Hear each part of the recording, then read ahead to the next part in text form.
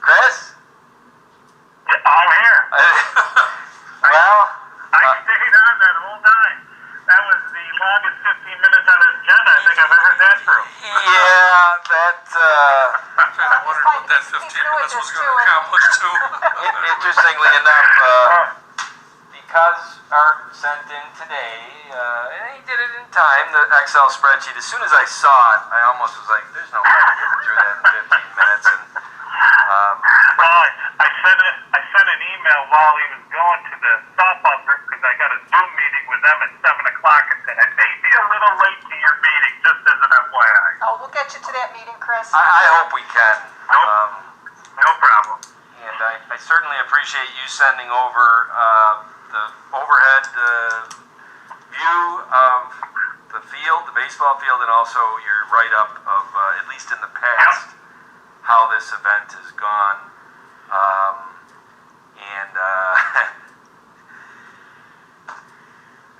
Shoot away.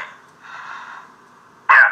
So what I can give you is sort of the information that Krista and I have been putting together really since about the week after I started. She and I had a couple of meetings just to sit down and say, okay, well, what if things don't kind of schedule out and it looks like maybe it gets extended. This pause keeps getting extended. What are other options for us? Because as Kristen was going through the planning for this one, for this year, what she was running into as she was trying to get things lined up is obviously people weren't willing to commit. People being food vendors, that kind of stuff. They weren't willing to commit to the date, which I can understand. Some of the pieces were already in place. Things like the stage, the band, fireworks, those were already in place. So pre-COVID, those contracts had already been established. As we sort of gone through this COVID situation, and we've been meeting about this event, obviously things started to become a concern moving forward if the event actually goes from an activity standpoint. Do we want to have things like the kids' activities, the bounce houses? Is there going to be the availability of some additional food sponsors? So those all sort of played into our thinking the last couple of weeks. That's the reason I reached out to Barry, I guess, a couple of weeks ago and just said, what are some thoughts moving forward so that we can communicate back to those groups or these are, the band, the stage, the fireworks, so we can communicate to those groups, hey, here's where we stand for June 20th as of, today, April 30th, as an example. So that's spurred this conversation, and, I think for us to have a discussion on what the town's plans or thoughts are moving forward, it'll help, myself as well as Kristen with making some decisions as we get closer to the June 20th date. Well, can I just, because everybody knows I'm the math newt, do you realize that really, I consider Monday, March 16th as the beginning of COVID-19. Correct. Today is 45 days since then. Seems like about 45 years, doesn't it? It certainly does. Right? It sure does. Do you realize that we're talking about an event It's 6 weeks. that is 7 weeks. 51 days away from today? We're talking about an event that is actually 6 more days away from today than the 45 days we've been in COVID. It's an interesting perspective, isn't it?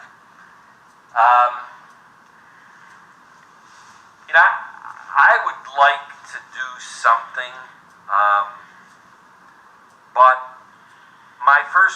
before the meeting tonight, I drove by the rec center just for my edification, because my kids have played softball there and all that stuff. So I said, I think the field that you're talking about, that you've had it in the past, and it's not a Major League Baseball field, so it's not 300 feet to the fence and all that, but if that's where we've put 5,000 people, now they're not all there at the same time, I take it they're over a 6-hour period, but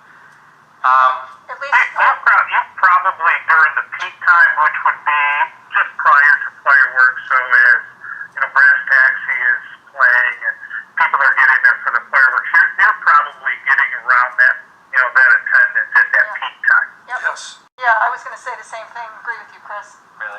Yeah, as Yes. the evening goes on, you'll have 5,000 people there when the first boom goes off. In Yeah. that baseball field? Yes. Really? When I said, when Chris and I talked about this, the area that's in front of that stand is elbow to elbow from the front of the stand all the way back to the concession kids line. Chairs, blankets, it is elbow to elbow. All the way from, where the dough thing is, all the way back to the hamburger stand.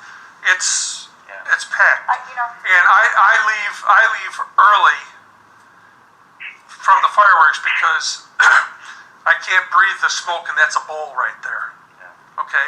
And when I'm walking out, it's a steady line of people coming in. Absolutely, yeah. Fireworks go up, 9:45-ish. You're going to have people that are still trying to come into these events at, 9:43. I've given this some thought, Chris, since we put it on the agenda, and I'm just gonna say right up front, as much as I would love to see us celebrate something, because God knows we need to, other than shooting off some fireworks and having people watch them from their cars in the parking lots at Xerox, I don't see how we can do this. Well, just a thought, one thing didn't we used to do it at North Ponds? Where are you gonna put all those cars and The people fireworks, there? you don't. Yeah, that's The fireworks. Right. And Yeah, that's obviously, anytime you have, an event this size and, similar to when, we would do the Harris Whalen event on 4th of July, you can't pull those events off without having adequate parking, and that's the reason, Right. This complex works perfectly for it with the Xerox parking just across. Right. And when I thought about it, I thought, well, it'd be nice if we could do this somehow and have something for the community. But even when I thought of people sitting in their cars watching it, you know that you're not going to stay in your car to watch it. Everybody's going to get out of their car and stand in the parking lot, and then who's going to be the distance police?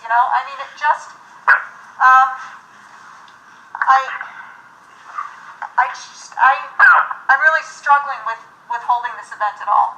And that's what he and I talked about, because not only, even if the distance regulations were lifted, there's going to be a huge number of people at that date that are still not going to be comfortable with Correct. gathering Right. like that, shoulder to shoulder. Yeah, we figured, we've had that discussion internally that, if this even goes, and let's just use 5,000 as the attendance.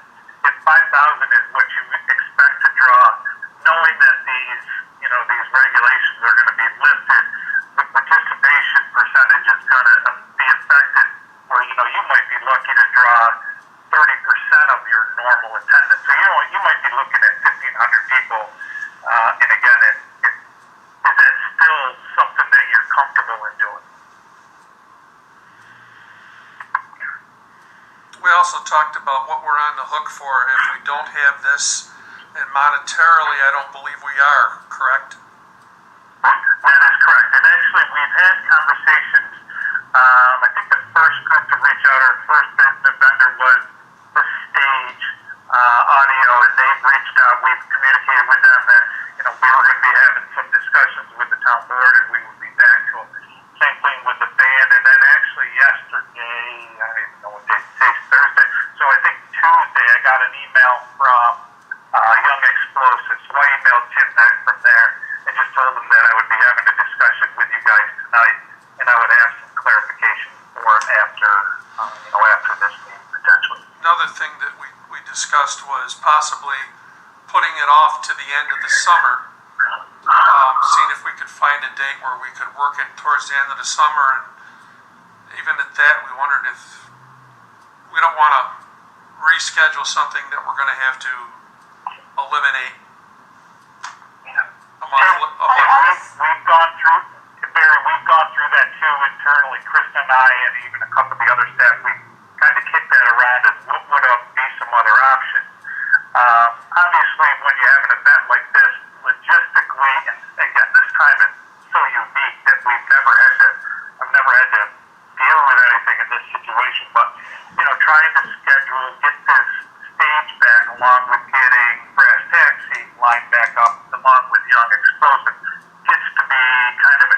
much not even knowing when that date might be. You know, if you pick the date, the end of the summer, you know, does that even work? One idea that we did have is maybe looking at the Fall Fest and maybe kind of using some of these features or amenities to kind of spruce that event up to make it a little bit bigger in the fall. That's, Chris, I've got it, that's exactly what was on my mind, is could we roll this into that autumn event that we have, Yeah. which is in October sometime? Yeah. You know, I haven't gotten that far yet, but I believe it's in the fall. I believe it's like the second week in October. Yeah, I think, yeah, it's somewhere around there, Chris, and boy, you know, I don't know, you know, I'm on the board for a not-for-profit, and we hold a very big fundraiser the end of September, and I've got to tell you, it's an event where there's 450 people in attendance, and our last discussions just this week are that we're considering even having that as a virtual event, and that's the end of September. So, and I did see that the Jazz Fest has canceled for June and looking to reschedule in October. I think that that's ambitious. And while I'd love to be able to do this in October, I also worry that we could start making plans and then get to October and we still can't really, we're not still free to move about the cabin yet. No, you're right. I mean, and that's been part of all these groups that I've been talking to, and even, you know, non-event related, is it's difficult right now to spend a lot of, you know, your energy and effort into some of these things that are still to be determined. Best thing you can do right now is just sort of slow play out into the future and say, what are some options for us, rather than build in hard facts and say, this is what we're going to do. Have a couple options, so no matter how this kind of plays out over the next, hopefully, month or so, we can choose which best option best fits for us, you know, at that time.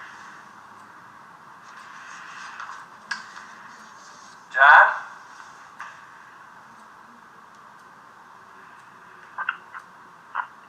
Hello? Is John or Bill there? I'm here. Any thoughts? I don't have a problem with, you know, canceling in June. I think that's a responsible thing to do.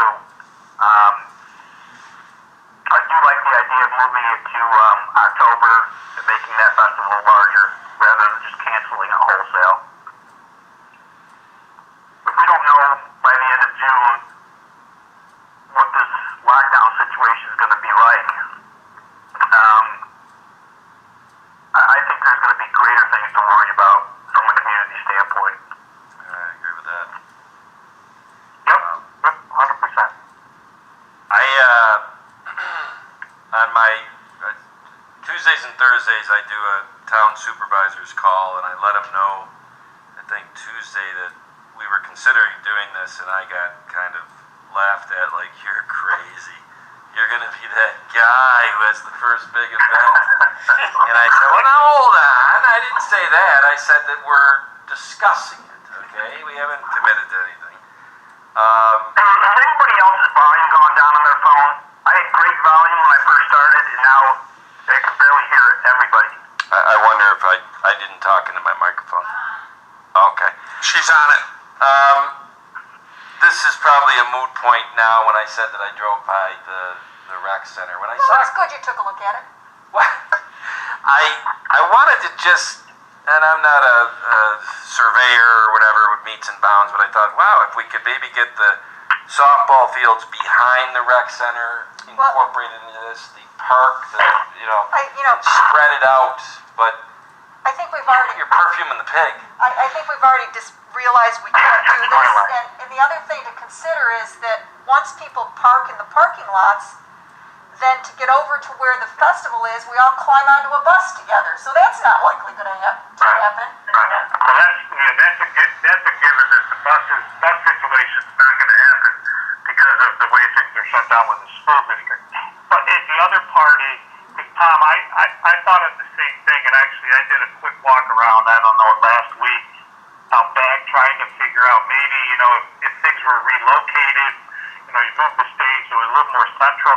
The concern that I would have is that is such a big area that you're still going to have people tend to congregate close to the stage because, one, the speaker system isn't going to be loud enough to be able to fill that entire complex. And if we did the housing development on the backside, I'm sure it won't be friends of ours, hosting that. So you're still going to have people near the stage and kind of in that proximity that you're looking at on field day anyways. Yeah. Well, we talked about it and we looked, and I hate to say it, and if we get to June 20th and we're all sitting around together having a beer and saying, oh geez, if we had the foresight we could have had this event, that is a less of a problem than us getting to June 20th and having this thing go, and it is a terrible mistake based on whatever happens the next 50 days. I would rather sit around drinking a beer saying, we should have had this event in hindsight, but we just don't know what the next 50 days are going to bring. That's exactly it. Well, Chris, it looks like you're going to get to your 7 o'clock. Are you guys, is everybody in favor then if we take a look at the Fall Fest and, well, I'll say contingently make some adjustments to that so that we can bring some of what we would do in this event over there just to make that a little bit bigger of a, I'll say event, should that one even be able to go? I think it's a good idea to kick that around. Okay. Because I agree with John Cale. If we got problems in October, we got bigger problems in a festival. Yeah. It's just, it'll be a lot easier as we communicate back to these groups, just some of our thoughts, so that way there we can get their feedback. So from a planning purpose or planning standpoint, it just does make it a little bit easier to kind of go back to them and say, this is an option, are you able to help or, fit this into your schedule? So it gives us the ability to say yes or no. Sure. Yep. All right. Well, Chris, thanks for hanging out and waiting for that.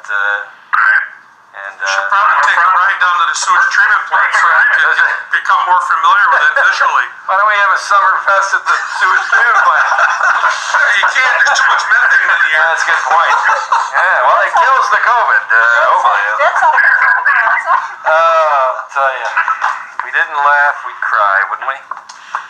Well, I think, do we still have Donna at her popcorn at her office? I'm going to get off. Thanks, everybody. I'm going to go and meet with softball now, so take care, everybody. Thanks, Chris. Thank you, Chris.